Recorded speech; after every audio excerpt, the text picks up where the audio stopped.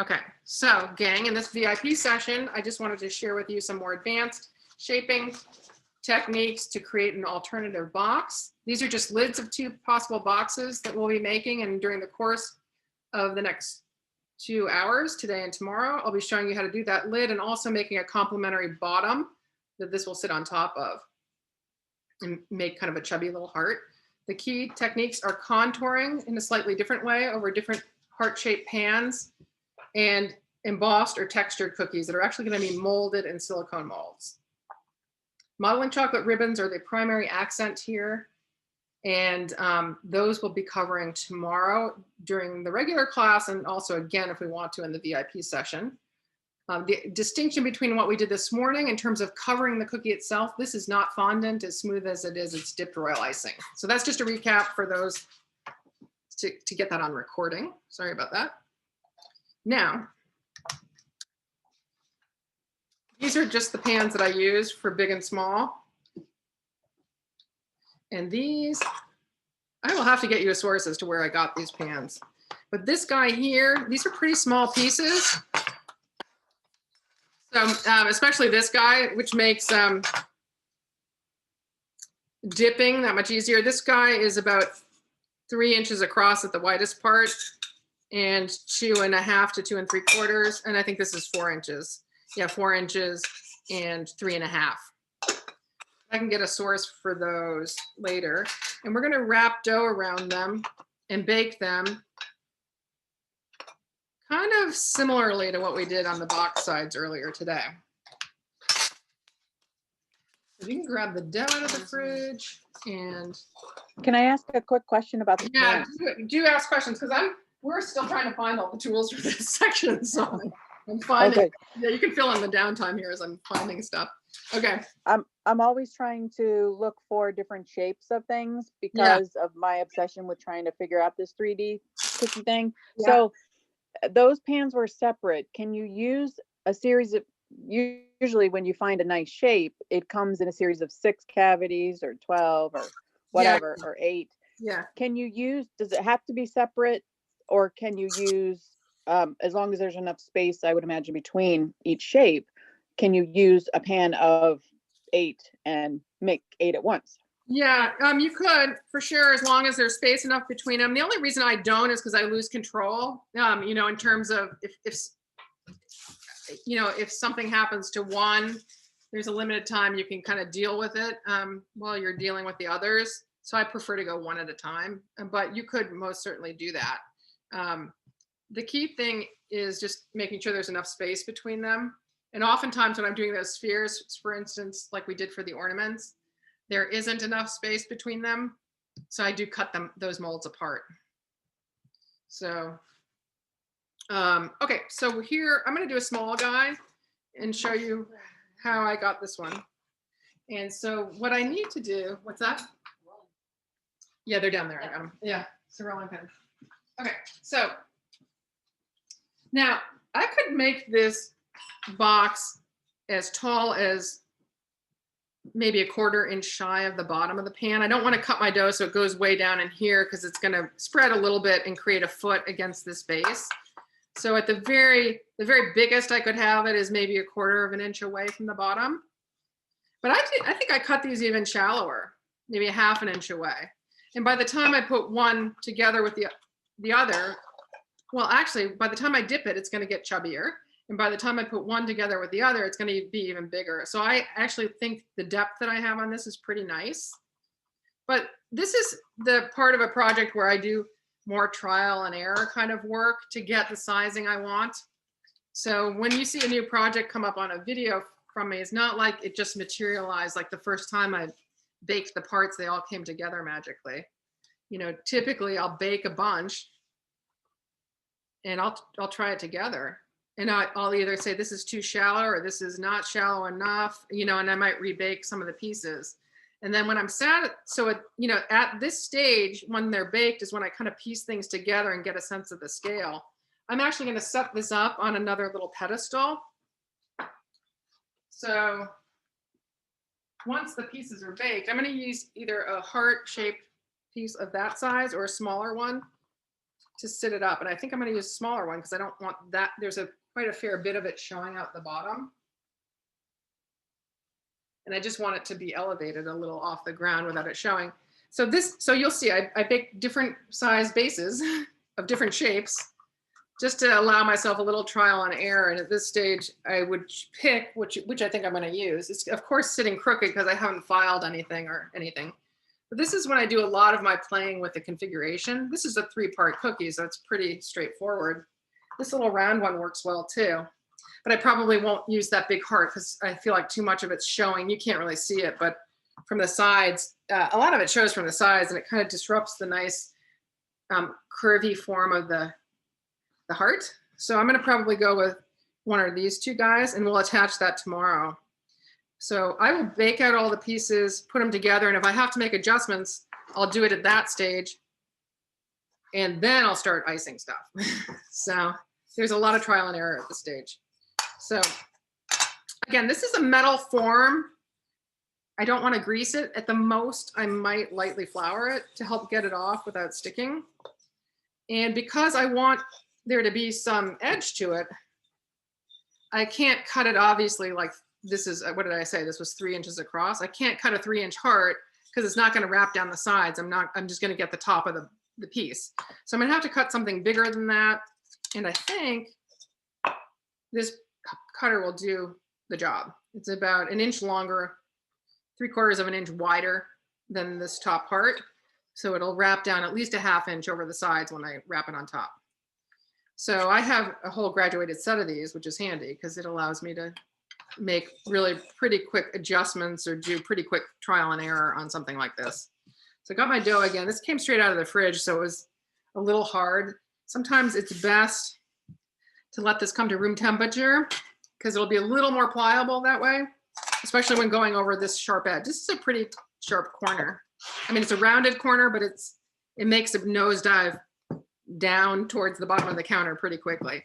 So I'm again starting with that rolling pin that had the 3/16 inch rolling guide on it, starting to get it that thin, and then I'm going to roll it even thinner for all the reasons I mentioned before. It's just going to crack less, it's going to spread less.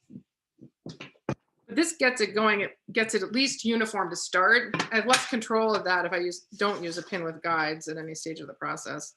And I want to make sure it's freely moving at all times because we're going to be lifting this again.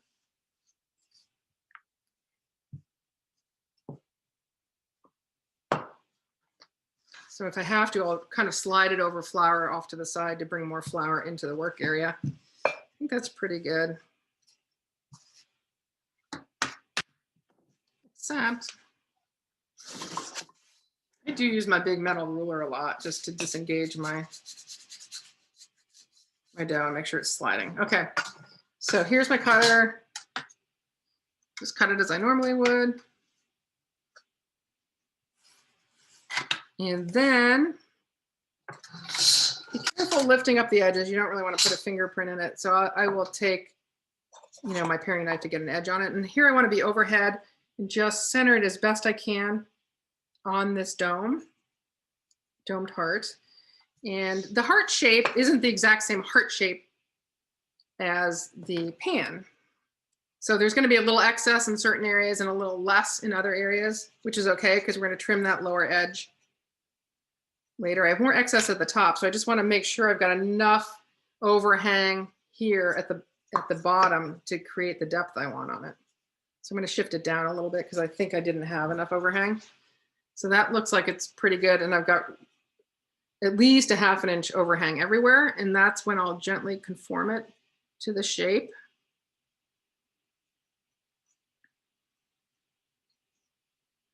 Kind of in this case, I ran my finger through the center to really kind of accentuate that groove and to kind of stretch the dough a little bit in that crack. Now, if you look at it from the sides, because the cutter wasn't the exact same shape, it goes deep here. In other areas, it's really shallow. That's okay. I'm just going to trim it all back to roughly the same degree of overhang so that when it comes out of the oven, it's going to look more uniform all the way around.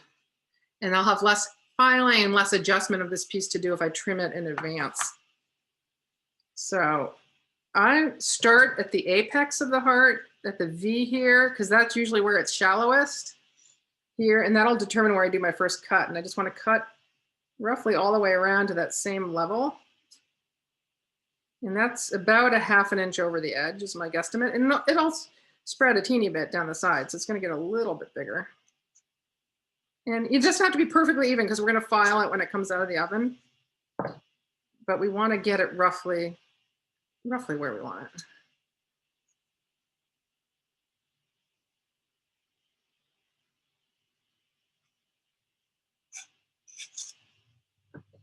Okay, so that's a lot more uniform all the way around. Can you see that? Just trimmed it up a little bit. I'm going to get this extra off because that may cook more rapidly and just burn. And you'll notice I'm taking care not to touch the top of the dough much because I don't want to put a dent in it. Anywhere there's a dent in it or where it bubbles up or bakes unevenly is an area where it's just going to have an elevated spot that's going to show up when I dip it. So that looks pretty darn good. So that's just going to go into the oven on a silicone lined baking mat. I just line the mat with silicone so the pan doesn't slip around. I like to bake on the back side of these pans too if they have an edge, just because it makes it easier for me to get the piece. Oh, it flipped again. So let me try that again. My view spontaneously shifted, so I'm going to just try that again.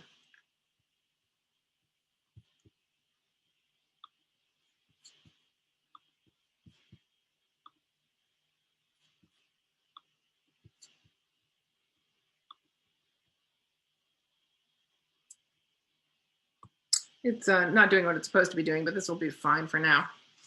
Okay, so you're going to see, I think, my screen view. Oh no, it's working. Fine. Okay, that's strange. I don't know what happened. It just bumped me out of that sharing of screen.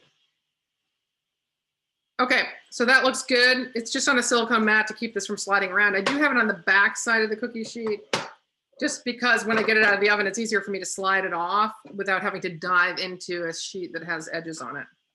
I can just slide the mat off, in fact, and get it where I want it to go. So that's going to go in the oven for the same degree of time the last one did. I'm just looking for light browning around the edges. And we're going to treat it the way we treated the sides of the boxes earlier today. As soon as it comes out, I want to get my paring knife under it to loosen it. I don't want to let it cool down on the pan without loosening it, because if I don't do that, it's going to stick. However, I will probably cool this down longer on the pan so that it maintains its shape before I pull it off completely. Because we don't need to reshape it. It's going to be the exact shape I want it coming out of the oven. And that goes. And I don't know that we really need to wait to see that come out, though it will probably come out in the course of time I'm doing everything else. So this dough I'm going to pack up. Oops, I'm going to use it a little bit to make an embossed piece. Actually, let me move those molds over. Yeah, I'll bring over. I want to show you how to make an embossed piece or molded piece now. Actually, I'll take the finished piece. Well, I'll take both finished pieces. Any questions about that shaping part? So this is just to show you how many fun, cool shapes you can make by packing molds intended for fondant with cookie dough instead. And so these are all naked cookie dough. I have some very deep molds. This one's about a ½ inch deep. This one's a very ornate, but not as deep. You'll see it's more shallow. And then I've got some relatively simple ones like those beaded ones that you saw in the finished boxes. These are pretty easy to get out. So lots possible with molding dough, and I love how it looks. This one has been molded and treated with a gold luster spray and then sponged with luster dust. So it has 2 shades of gold on it, which may be hard to see. But I just love that. Looks kind of, it becomes like metal jewelry when you add that sheen to it. So I'm going to be showing you how to do one or two of these molds and how to get them out. And then we're going to file down one of the hearts and I'll dip it. And then that will conclude this VIP session. We'll be ready to pick up with putting the final details on in tomorrow's session. So lots possible here, from shallow to not so shallow pieces. The key thing is to give them enough baking time to come out. If it's a really deep mold, you have to over bake it. It'll almost not be too edible because it's going to get hard. Because otherwise, if you don't, it's just going to be so soft when you try to unmold it, it's just going to break. So on the back, I'm generally looking for ample browning, like pretty dark, to make sure on dark ones, on deep ones rather, that it's baked all the way through. On something like this, it's shallower, it could be really kind of just lightly browned on the back and it'll probably be baked enough to come out. But when it gets to the 1/2 inch range, I bake them longer.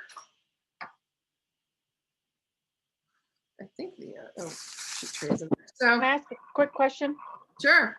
about so you're baking them in the mold, so you have to make sure your molds are bakeable. Yeah, and so I would tell you that pretty much, I think I can use it on the same tray.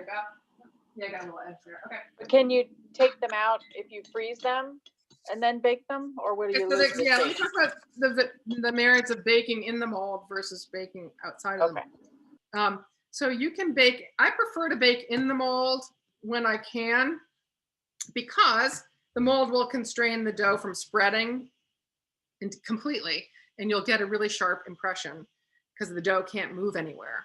The other thing I do, I'll take that spatula, Beth, is, I'll pack it with dough, and then midway through the baking process, I'll press down on the dough on the back, and that'll also create a really sharp imprint. However, what that does over time, I would say most every silicone mold you're going to find is oven proof. I haven't found one that isn't. So there's really no, there's no real risk of this melting down on you in the oven. Sometimes a mold will misshape in the oven if you haven't packed all the cavities. Like one end might flip up or pop out, and the other one that's filled will stay flat. But usually that will just dissipate as soon as it cools down. It'll pop back into its original form. So that's the worst thing I've seen happen to a mold. And over time, the molds will discolor if you're packing with gingerbread. So this one's actually clean, but it's kind of brown because I've been packing it with gingerbread. And that's fine if I continue to use it with gingerbread. It can get really dark like that one. But this is going to be a problem if I want to use this with fondant now, white fondant, because even though I think that's as clean as I can get it, something that brown is going to pick up in any fondant I put in there. So the ones that are rated for, like, a lot of them say 275. Yeah, I always thought maybe it was because of off gassing or something. Yeah, I don't know. I am using these are all first impressions molds here, and they don't have any temperature indication on them to my knowledge as to what they're rated to, but they all work in the oven. Now, I don't know if they put off gas some stuff, if they get too hot or not. But if you're worried about that, then pack them, freeze them, and then pop them out. So if you're worried about damaging the molds, if you're worried about any kind of interaction with the mold, with the dough while it's in the oven, then you can pack the dough in the mold, freeze it, pop it out, and then bake it outside of the mold. But it will spread a little bit more and you won't get as much definition, but that will work. So I can show both ways, maybe, if there's time here, and show you the difference in the distinction you get. So what I'm going to do is pack this little bead mold. I'm going to pack this little bead mold and freeze it and pop it out, and then we'll bake it. And we'll compare it to these guys that I baked in the mold, and we'll see if they look any different. I think you'll see less definition. So to pack the molds, I just pack them the way I would with fondant. I try to get them as flush to the surface as possible. I don't really want it mounded up in the middle like it is there, so I might take my paring knife and just cut away any extra and then pat it down as flat as I can get it. If you were really scientific about it, you'd have, the ball size or the weight of dough that would just pack in there without having it mound up in the center. That's for you, Bev. Yeah, so that takes a little trial and error. Bev likes the scientific approach. Okay, so these guys, the other thing I do when I pack the molds, kind of like what I do with fondant, like the dough will have some creases in it, right? So I don't want to pack that creased side right into the mold because that crease will stay in the dough on the bottom side. So I'd like to roll it into a nice smooth ball first and put that smooth side down so you get a really nice creaseless bit. So we're going to try that. So for instance, I'm going to pack all 3 of these, and we're going to freeze these and pop them out and bake them separately. And conversely, I'm gonna pack this guy and bake it in the oven. I'll just show you. So press those down. Those can go in the bottom bin. I don't know how long they're gonna take to freeze because I don't know how, I never freeze up here. But we obviously wanna, I think they need to freeze a little bit or they're just gonna stick into the molds. They're not gonna come out. Okay, so I'm gonna pack this guy next. I am gonna bake this in the oven. This is a pretty shallow one, so I don't need much dough. But you'll notice it's got a convoluted edge. So, oh, this one's on. I don't know if I have an extra of that. Oh yeah. Okay. So here's what it looks like baked and gilded in the mold. It's a really pretty one. That was on one of my boxes. All these blue molds are first impressions molds. I love them, because they withstand in the oven, but they also have an intense amount of detail that comes out crystal clear. There are a lot of knockoffs of some of these molds you will find, and you'll get them and you'll be really disappointed because they're not cut. The details just aren't there. They're a lot fuzzier. So these guys do really high quality molds. They make them to order though. So when you get them, you have to wait a couple days, they don't have anything inventoried. So, be prepared if you're going to use them, order ahead. Now, what I was saying was this has a convoluted edge. So, as much as I try to pack it along the edge and not overflow the edge, it's probably going to. And when I get it into the oven and press it down mid-baking, I'm most definitely going to press it beyond the boundary and create some foot that goes beyond the edge. But we'll get that off later after it's baked. I basically chip it away later. So don't worry if it's not packed perfectly is the lesson there, because you can take off extra later carefully. So again, rolling it into a ball so there's no seam going face down. And I probably have too much dough there for sure, because this is really shallow. But this one, I just need to make sure it gets all the way to the edge so I don't miss any details along that edge. So I am going to probably purposely go a little beyond it just to be sure and press it in really hard. And I'm going to just stick that on the sheet tray that's in there already with the heart on it and just bake it till it's lightly browned around the edge and then pop it out. It should pop out of silicone immediately without having to do anything. I'll just invert it and boop, pull back on the silicone and it should pop out. These deeper ones take a little more gentle popping out. I just kind of push back and let them fall out. But that one's going in and I'm going to check on my heart. It's just got a few more minutes on it. I want it to be a little browner. Okay, so those are going in. Any questions about molding? Not yet. So when that comes out, I'll show you how I clean up edges. These guys often require cleanup in between here because when I press them in the oven, it'll create a foot. And sometimes I'll have extra dough here. So I'll take that tip of my paring knife and just, once it's cool, kind of chip it away. You don't want to do it while these are warm because you'll end up probably cracking the piece. It tends to just the dough just wants to fall apart. But when it's cool, I can chip away at any extra in there and clean it up. And that's exactly what I did on this one too. But I'll show that when it comes out. Now, there's a bit of a lag sometimes. Is anybody else getting that? Could be. Yeah, it could be. It's quite possible. What would help? Would it me slowing down, or? Yeah, I think so. Because sometimes it just could be low. It could be your local internet speed. It could be my transmission speed. I even get it here sometimes, just to right here. So a separation between words. And, yeah, every once in a while, like you're demonstrating something quick. Maybe. You're saying. But it's helpful that you're repeating what you said because that lagged out, but then you repeat it later, so it's good. Yeah, if you miss anything, let me know. Just call that kind of stuff out because I'm not aware of when it's happening, of course. So. But I imagine it does, just depending on whatever the internet does. Okay, so now the next step is I want to get it from this one's already baked. It's got some powdered sugar on it or flour. But the bottom edge is kind of, it's more even than it was when I started, but it's still kind of rough. So I want to do a little work on that before we dip it.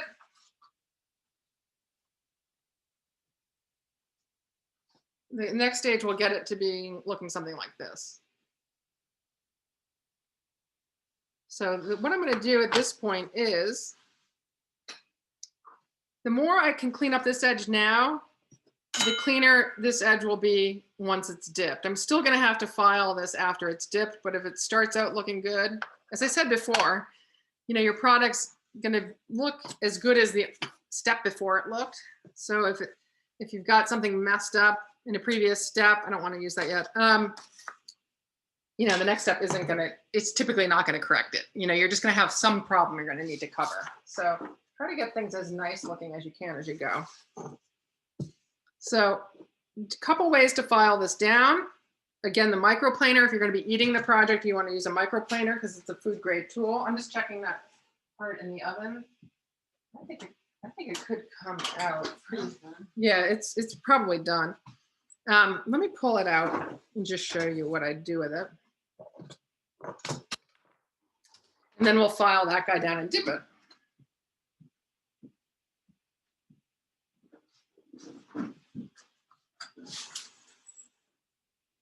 Of course, this guy isn't ready. And while I'm in here, well, this, I have that other medallion that I packed in the mold. I mentioned I pushed down halfway through baking. Let me pull it out. And now if I were to push down on it, it's a little too soon. I'll just show you what I mean by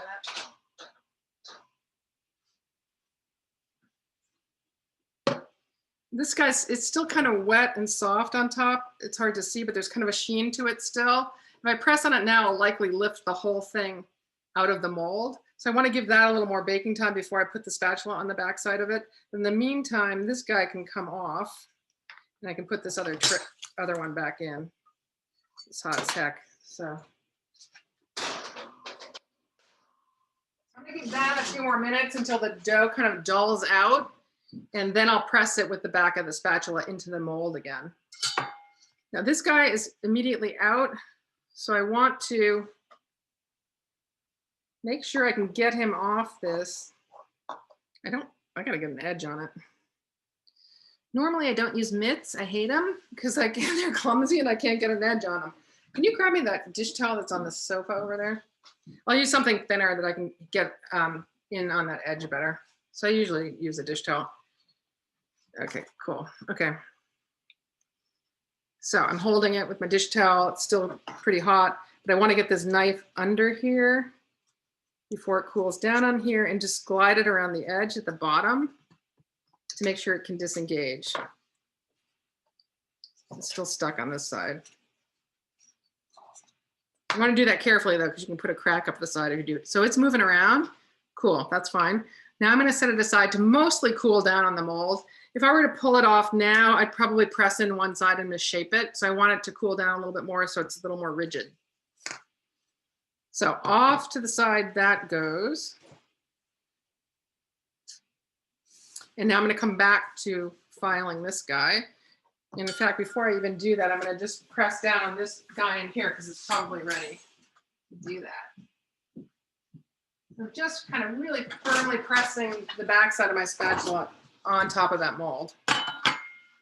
Okay. So if you're going to eat the project, you want to use a microplaner. And this, you know, hold it steady in the middle so it's not flipping, and then, you know, file with the grain along the length of the microplaner. It doesn't file going sideways. And you'll just want to go over it until you've got a nice even edge. And you'll want to match it up on the other side, of course, too.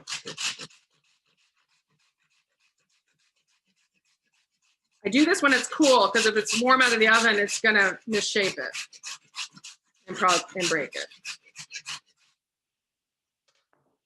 So I still have it a little higher on one side, so I need to take this side down further. For some projects, I will use a level. I will literally like, this is so small, but for bigger projects, I'll get a level out and make sure everything's squared off.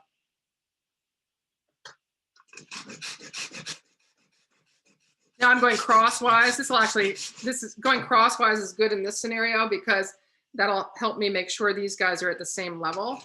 If I just were to file up one side, I could get this one quickly shorter than the other one or vice versa.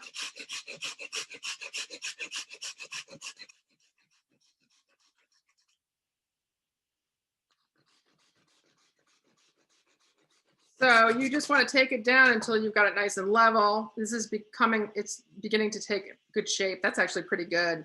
But the true test of how flat it is on the bottom is putting it up against a cardboard and just seeing how it meets it. You know, if there's a big gap there, so I know I need to take some off on the 2 lobes because my pointed end is sticking off the cardboard.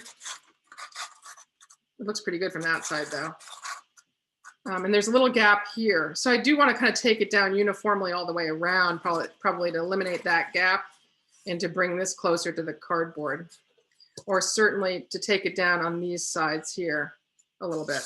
Now, you could do that all with a microplaner.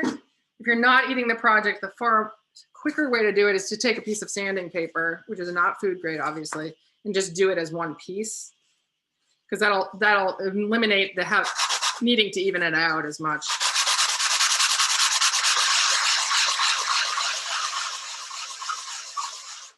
And so you'll know it's even when you can see everything's filed down. This still hasn't made contact with, it's still not been filed here because this is a low point in the cookie or a high point when it was sitting this way. At this point though, it's flat enough. Chances are when I dip it, some of the icing is gonna drain off here anyway and fill in some of that gap. It's pretty small, and I'll file it again once it's dipped and dried anyway. So I could file it down more, but I don't want to risk taking off too much depth of the piece either. But before I would dip it, if I were doing this for real, which let's presume we are, I would do the same thing for the matching piece, and make sure they're a good fit before I dip them. And I probably would not work with this as a matching piece because I have such a tremendous gap here. I'd find one that was a little tighter to start, which might be the one I just baked. But so I would probably, I might do a few extra and choose the best fitting ones to go as a matching set. And that's not great. This is the one I just baked, which is still warm, but that's going to be a better fit by the time I file it. So this will probably become my matching sign of that box. So that's an example of, I was probably baking this in haste just to have something to show in class. So I didn't really trim that all together too carefully there. I could have done a neater trim there to start. And so now I have more correcting to do because I didn't cut it neatly to begin with. Check that. Okay, so that one, which one's which? This one's the filed one. So then the last thing, I'm gonna check that one that's in the oven. I think it's gonna need more time, but surprisingly, I baked the molded ones, even though they're thin, almost as long as I baked the piece that I put on that, just to make sure that they're solid enough to come out of the mold. So they will be crunchy pieces, more decorative. I mean, they're tasty but crunchy. Let's put it that way. These are ready. Okay. We'll leave them in there until we're ready. Okay. I want to keep this guy looking nice because he's the one I'm going to decorate on the bottom. So I'm going to put him on a cardboard and not handle it too much. Maybe get it out of the way. Okay. So once you've filed it, you want to get all those crumbs off before you dip it. But before we dip that, I'm just going to kind of make a mess. But it's the best way I know of covering these big curvy pieces. We do want to look at that one that's in the oven.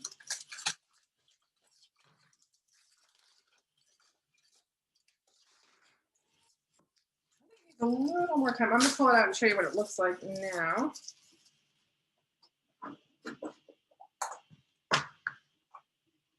I got this cloth, which is better at pulling it out, but I'm not sure what the surface would do if I put a hot pan on it.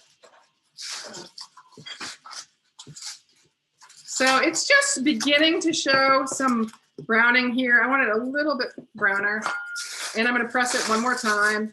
This is what I mean by pressing it.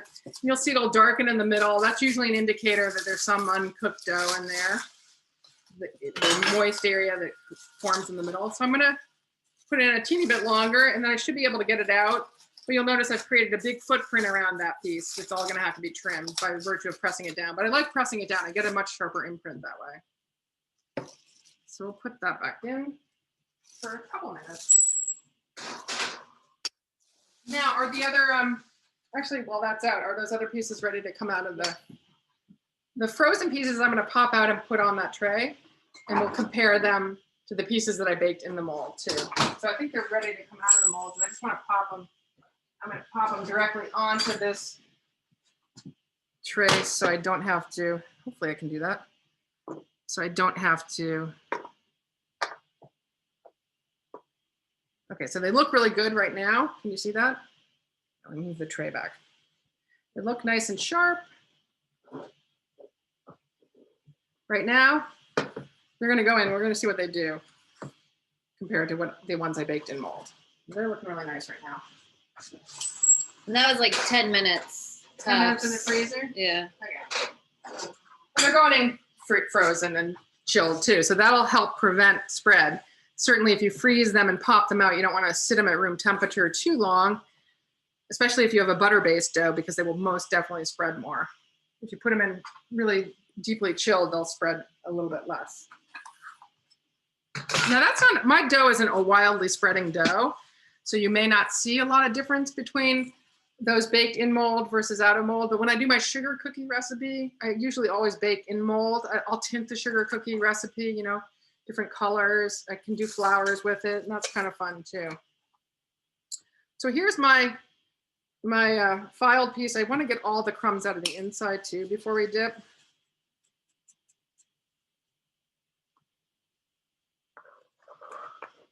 And I like to have some receptacle when I dip to drain on, even if it's, I'm just going to do it on paper towel, but I'll just do it on paper towel. But if you're going to want to, if you want to recover any drippings of icing, I usually don't, because by the time I get around to recovering the drippings, it's set up and it's crusty. But I do want to put something down because this is going to create some drippage that I don't want to get on my counter and have to then clean up.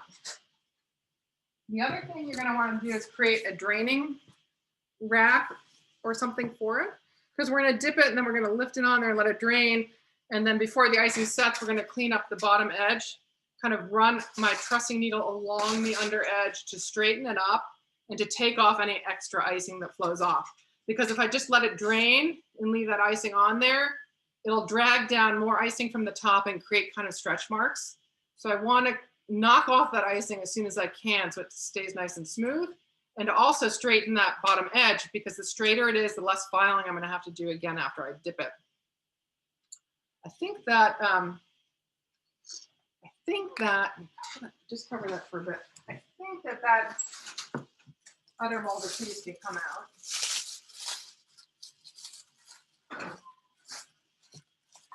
So here's this piece. I'm just gonna flip this over, and my hands are pretty numb to a lot of heat because I've baked all my life and burned myself myriad times. Just pulling back the mold, not pulling on the dough. It looks really pretty.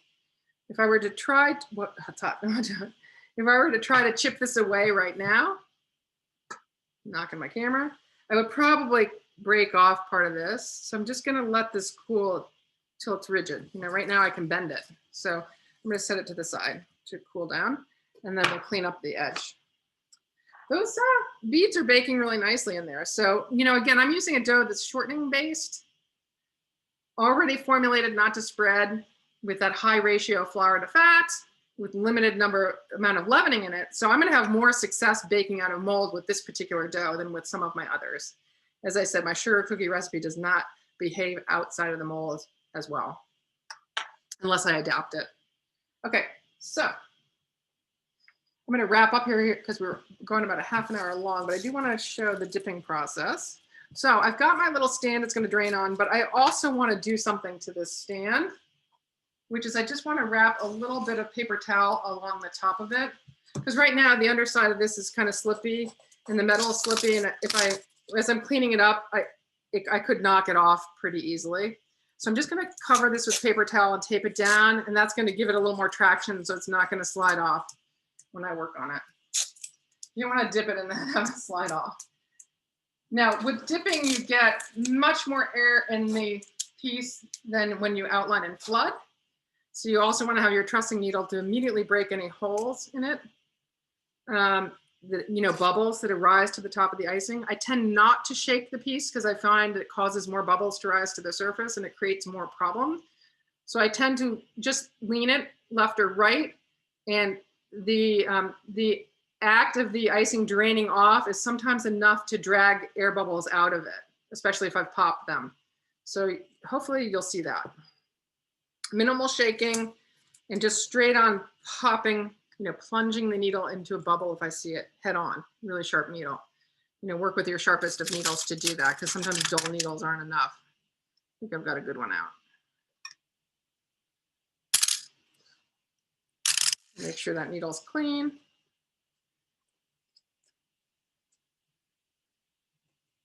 I think we'll work with what I've got. Okay, so I've got my paper towel. I'm just going to tape it down. You don't want too much extra at the top. You don't want to hang it down too low, because you don't want it interfering with the edge of the icing that you're trying to clean off. So I'm just going to cover the very tippy top of it.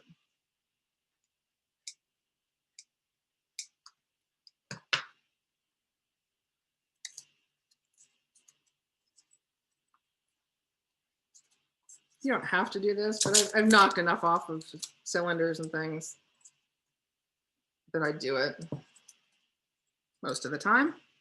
And then also too, if for some reason, like you get icing on the underside of this piece and you stick it on here, if when dipping some gets in here and you stick it on here, well, then you can still get it off, because you can just pull the paper towel, you can untape the paper towel, take out the cylinder, and then gradually peel the paper out from the inside.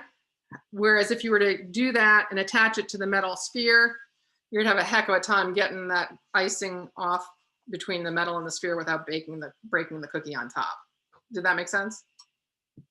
You can line it with parchment paper. All the parchment paper is a little skitty, but also, you want to take care not to get icing on the underside. But if you do, this is a safeguard too, which will allow you to more easily get that piece off the cylinder if it gets underneath. So a little about dipping consistency.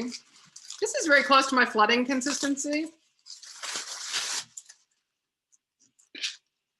So it flows pretty quickly off the spoon. I don't know if you were counting this. 1, 2, 3, 4, 5, 6, 7, 8, 9, 10, 12, 11 or 12. I think it disappears. I don't do that because I count at such different rates at different times of day, and I lose track of the thread of icing that I'm supposed to be looking at.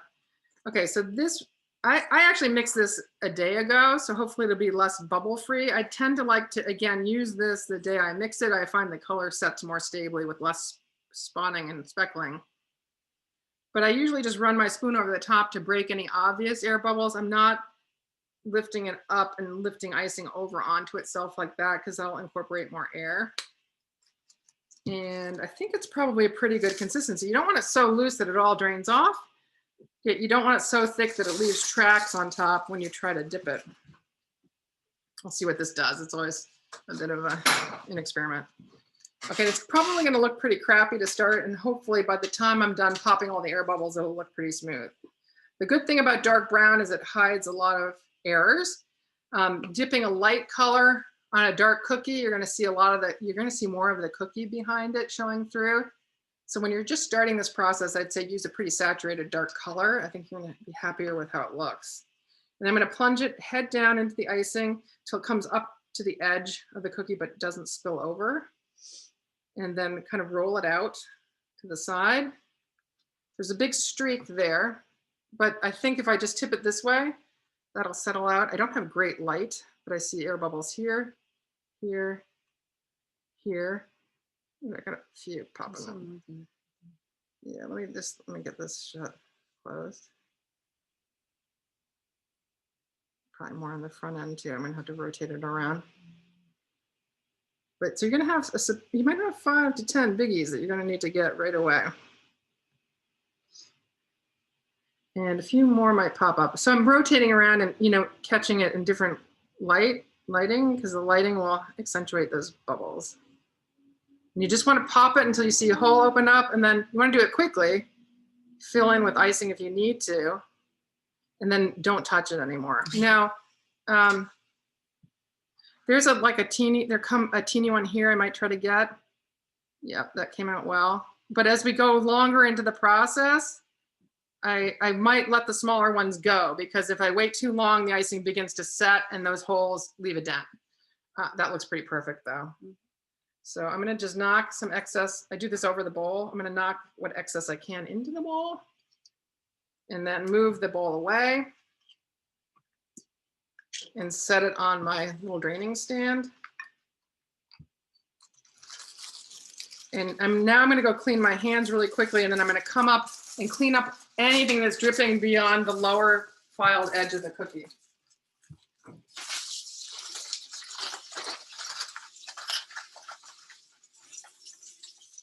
Now you don't want to wait too long for that, especially in a dry environment, because the icing will start to set, and if you start cleaning up the edge, you might see a little cracking occur along the edge. And as I said, the longer it drains, it's going to kind of stretch the icing on top. So I'm going to start here because I have a big amount coming here. I can see where the bottom of the cookie is. I'm just taking my trussing needle, and I'm kind of coming in along the bottom.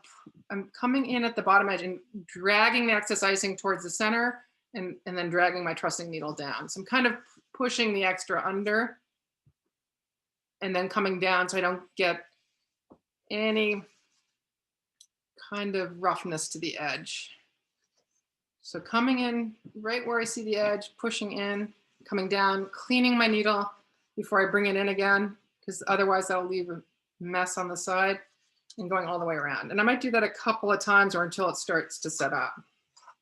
I've got a lot coming off the back here. Any questions as I'm doing this? This is a nice dip, actually. You know, the advantage of letting the icing sit a day is that any bubbles in it will dissipate a little bit, but sometimes I get weirdness with how the color dries. Let's see what this does, because I'm going to leave it out to dry overnight. I do not dehydrate pieces like this, 3D pieces that are dipped. I find that it does weird stuff. Like if it dries one area of the piece at a different rate than the other, I can get cracking and weird stuff. So I prefer to just set these out in my environment and let it all dry gradually at the same rate. And on cool, dry days like this, it will dry in my environment with that sheen you saw on those other pieces. They look shiny. That was just dried at room temp here on a cool, dry day. Otherwise, it might dry a little bit more matte, but you'll just have to live with that. But the dehydrator, I've had too much trouble with that. Cracking, and you know, because the heat source comes from the back of it or a different part of it, and the piece that's closest to the heat source, that area of icing is gonna dry more quickly, and it just does weird stuff when there's that discontinuity. Really important to keep that needle clean between swipes, otherwise you drag dirty icing back into the stuff you just cleaned off. So I just got a clean paper towel to do that. And now my icing's beginning to get kind of, oh shoot, it's getting to be a little bit crunchy as I'm wiping in. I'm seeing little cracks form. So I'm just gonna stop. And any unevenness in the bottom edge, we'll just have to file out tomorrow once it's dry. But it's looking pretty darn straight. I don't wanna tip it on its side because I'll wreck it, but tomorrow I'll take it off the pedestal and I'll show you what the edge looks like after all that cleaning up I did.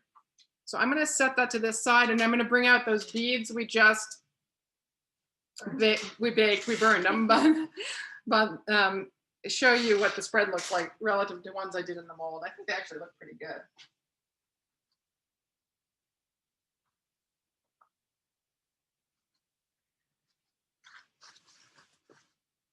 Okay, so these are ones I did in the mold earlier, and I did not burn them. These are the ones we just did, and we took them too far. Actually, it looks really nice. So I would say my dough, really well. Yeah, it held its shape pretty well. This, of course, is a pretty simple shape, so you might see more, you know, loss of definition in something that gets really detailed like this. But experiment, and you'll see. The last thing I want to do tonight is trim up this piece, and then we'll break for questions or anything else you might have.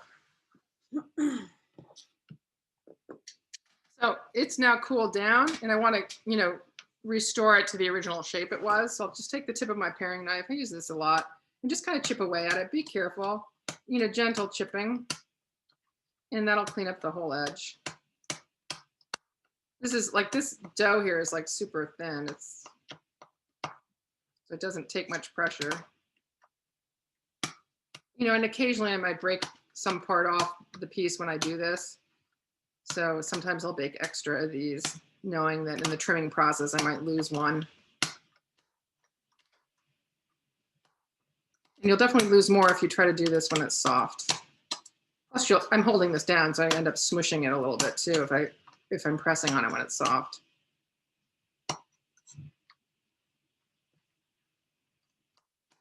That piece to me looks really pretty good. So I might use that as a button, you know, on top of the piece we do tomorrow. I have a red dipped one. I think tomorrow I might apply some different decorations to the red one or finish out the base of the brown box. I'm not sure what I'm going to do. We'll see what we learn in class tomorrow because I'm covering modeling chocolate and ribbon making in class. So I won't need to do that again in the VIP session. So that's where I wanted to conclude with the VIP session. I showed you a different way of molding dough to create a different shape. And I should say not molding, but contouring dough or shaping it over something else. And I also showed you how to mold dough within molds to create this kind of effect. Any questions, guys? Feel free to open up your mics. Any questions? Look at how dark this guy is. They're not quite as dark in real life as they are in this screen. But this is kind of a look you want to go for. Something That dark would look good with the golden. You can just say they're chocolate. right. You know, it's one thing. It doesn't really matter, you know. But if you want to get through it and have it be somewhat palatable, you know, try to bake as close to the light end as you can and still get it out of the mold, basically. Well, if it wasn't so small, you could give it to a small baby for teething, I guess. You know. Oh, those biscuits are so gross. The ones on the No, this the biscuit. co-op? No, there's I like biscuits that. They're really hard. I give I like to them. babies for teething, but Oh. The Sweebach. The yeah, Sweebach. they Yeah. turned like a goo, like a Oh yeah, it's nasty. It gets on everything in the bottle. it's all over everything. Yucky. Okay. I do have a couple of questions, Julia. This is Melanie. Yep. For the white cookie on top, we use the pink dots. Yeah, I'm gonna unshare this view. Is it okay if I leave this view so we can see Melanie close up? Yeah, it is the pink dots though for the little white one. Yeah, for the little white heart, I put pink dots. I actually took the flooding color we used on the big heart and I added pink to it because if you use the flooding color to do dots, that really pale pink, it's gonna look more white than pink. So I added some pink to it and then did pink dots around the small white heart and I did white dots around the base of the big box. And we'll also do white dots around the big pink heart tomorrow. And may I please see the two little decals again? The decals, oh, you mean the rose ones? Yes, ma'am. Yes, okay, yeah, sure. Yeah, maybe you want to take a screenshot too of these, you know, if you're trying to replicate them tonight so you have a visual in front of you. You know, just take a photo of the screen. Can you do that? I sure can. You know, that is helpful to people if they're working on stuff overnight, I find. Just to have that reference point. Because I know that these will fit nicely on the box in the orientation I cut them. If you cut them some other way, they might not fit as nicely. So this guy here, whoops, let me share the screen again.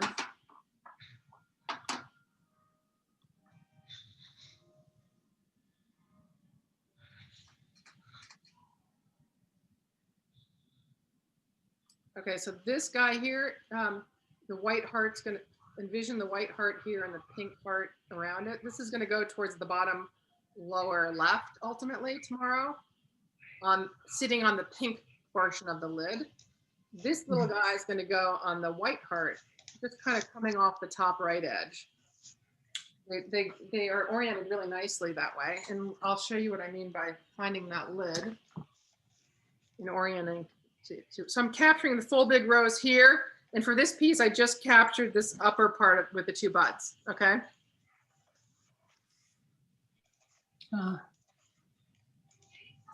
So you'll see that this guy will tuck in right here and then we'll put a little bow over a part of it tomorrow. It's gonna tuck in right there. And then this guy is going to, this guy's completely optional, but I extended him, whoops, off the top edge of the box here.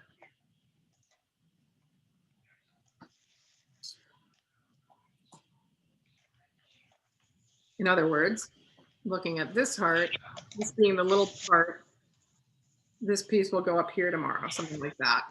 I won't cover that, but I'll probably put it up like so. Okay. Got it. I mean, you can get creative with it. They don't need to go in exactly my orientations, but I know that they work. So other shapes might not fit quite as well. Okay. I'll leave those there if you want to take a screenshot of the shapes. I got those. Got Okay. screenshots. Okay, cool. Anybody else? If not, I would say have a good rest of the evening, have a good dinner or whatever it is you're having wherever you are. My husband's been traipsing around in the background all day. I don't know if you guys heard him. I think he's antsy and probably wants dinner. But we'll see you tomorrow. So tomorrow, basically come with what we prepared today. And you know, any additional roses you make overnight, these little appliques are key to have.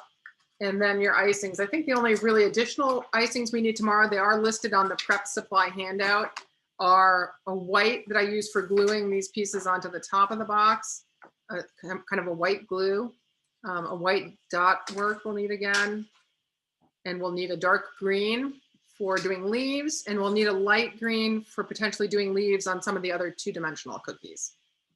So not too many colors, but some pieces to keep track of. This was a really great VIP session, so thank you very much for doing the good. extra box. I really Yes, enjoyed thank it. you. Yeah, Very thorough. I'm Thank gonna you. try to finish it off and get some really good photos of it because it's relatively simple decoration on top, and but it's got a really appealing shape. It's just really cute, so really elegant. So, and it's relatively simple to do. So I am going to try to get good pictures of it and do something with it. I don't know what beyond the VIP session, but well, you're welcome. And you guys have a good evening. If there's nothing else, I'm going to stop the recording and see you guys tomorrow. And remember, there's a different link for tomorrow, and it's in that. You'll get another reminder email in the morning with that, but you should have it already. Okay. Thank you. Cool. Thanks, guys.